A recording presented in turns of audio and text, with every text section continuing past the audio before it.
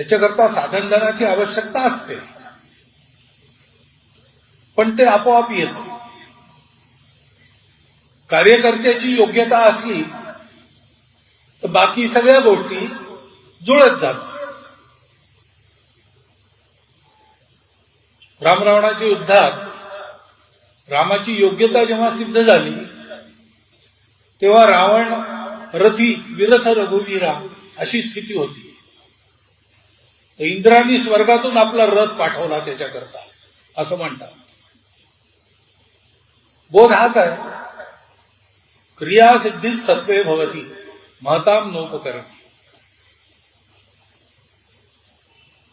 सूर्य रोज उगवतो, रोज आकाशातून आपल्याला प्रकाश देत देत पश्चिमेकडे जातो. हे न चुकता काम चालू असतं. एका श्लोकात असं म्हटलंय की सगळी परिस्थिती विपरीत आहे. सूर्याच्या रथाला एकच चाक आहे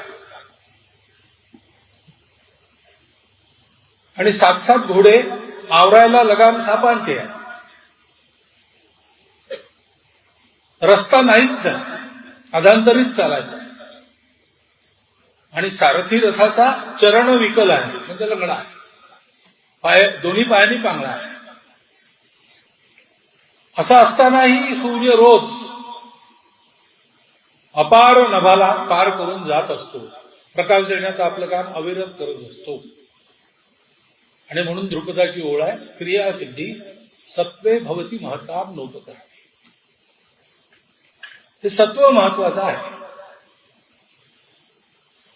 असे सत्वशील आणि त्यांच्या करण्यामुळे इतर कार्यकर्त्यांच्या सत्वाची भक्कम प्रायाभरणी झाली.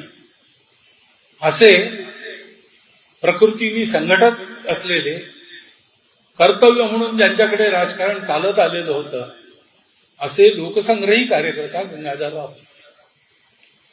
आणि म्हणून सामान्यांची सेवा करण्याच्या उपक्रमाला त्यांचं नाव ही अत्यंत औचित्यपूर्ण गोष्ट झाली.